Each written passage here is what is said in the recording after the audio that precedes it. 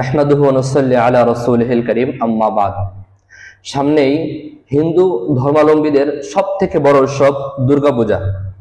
তো এই দুর্গাপূজাকে কেন্দ্র করে মুসলমানদের মাঝে একটি কথা ব্যাপকভাবে প্রচলন, সেটা হলো ধর্ম যার যার উৎসব সভা।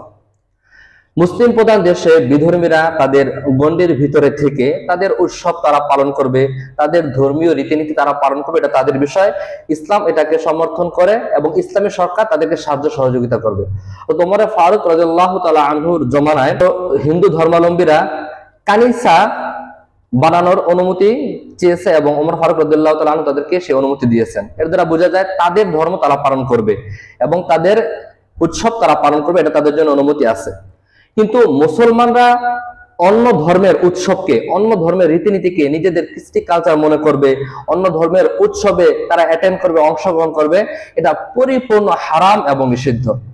ধর্ম যার যার উৎসব সভা, এই কথাটা শুধুমাত্র মুসলমানদের ঈমান আমল ধ্বংস করার জন্য, তাদেরকে বিভ্রান্ত করার জন্য এই কথাটা কিছু কুচক্রী মহল এটাকে ব্যাপক প্রচলন ঘটিয়েছে।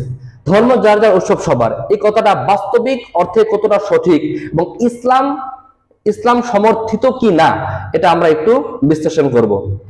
ধর্ম যার যার উৎসব সবার এই কথাটা বাস্তবিক অর্থেই সত্য না। কারণ ধর্ম যার যার উৎসব সবার এই কথাটা শুধু শোনা যায় যখন হিন্দুদের পূজা আসে, অন্য ধর্মের কোন উৎসব আসে, মুসলমানরা যাতে তার এই উৎসবে অ্যাটেন্ড করে, অংশগ্রহণ করে। এই জন্য মুসলমানদেরকে বিভ্রান্তি করার জন্যই এই শব্দটা, এই বাক্যটার আবির্ভাব। অথচ মুসলমানদের উৎসব কুরবানি, ঈদুল ফিতর, ঈদুল আজহা, এগুলাতে কিন্তু ব্যাপকভাবে বিধর্মীরা কেউ অংশগ্রহণ করে না। অর্থাৎ এই বাক্যটা সার্বজনীন না, সবার জন্য না। এর দ্বারা বোঝা যায় এই বাক্যটা বাস্তবিক অর্থে কি না, সঠিক না। দুই, ইসলাম কি বলে? ইসলামের একটি মৌলিক বিষয় হলো ইসলাম একেবারে একক এবং নিরঙ্কুশ। এতে ভিন্ন ধর্মের, ভিন্ন মতের কোনো মিশ্রণ নেই। ইসলাম পূর্ব মদিনাতে দুইটি উৎসবের প্রচলন ছিল, একটা হলো নওরোজ, একটা হলো মেহেরজান। সাহাবা ইকরাম রাসূলুল্লাহ সাল্লাল্লাহু আলাইহি সাল্লামের নিকট এই দুটি উৎসবের অনুমতি চাইলে রাসূলুল্লাহ সাল্লাল্লাহু আলাইহি সাল্লাম নিষেধ করেছেন এবং মুসলমানদের জন্য স্বতন্ত্র দুইটি পবিত্র উৎসব ঈদুল ফিতর ও ঈদুল আজহা, এই দুটা নির্ধারণ করেছেন।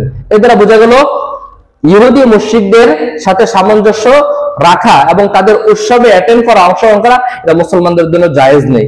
এবং যদি আমরা আরেকটু উদাহরণ দেখি, যে আশুরার রোজা, ইহুদিরা একটা রোজা রাখে, তো আল্লাহ রাসূল সাল্লাল্লাহু আলাইহি ওয়াসাল্লাম যাতে ইহুদিদের সাথে আমাদের আমল যাতে মিলে না যায়, এই কারণে আগে অথবা পরে একটি রোজা বৃদ্ধি করে রাখার জন্য নির্দেশ দিয়েছেন।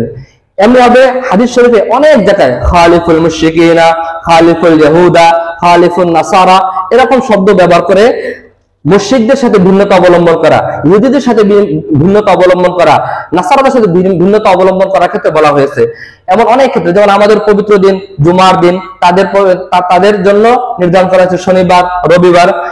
তারপরে আমাদের গুরুত্বপূর্ণ ইবাদত নামাজের জন্য আমরা আজানের মাধ্যমে ডাকি, ইহুদি নাসারা তারা ঘন্টা বাজিয়ে এবং সিংহে ফু দিয়ে ডাকে, এবং বহু আমলের ক্ষেত্রে তাদের সাথে আমাদের ভিন্নতা রাখা হয়েছে। তো ইসলাম একেবারে নিরঙ্কুশ এবং মিশ্রণ মুক্ত স্বতন্ত্র একটি ধর্ম।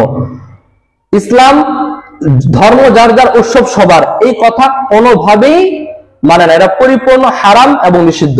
কেউ যদি মনে করে যে অন্য ধর্মের উৎসব আমার জন্য পালন করা বৈধ, এটা পরিপূর্ণ কুফরি।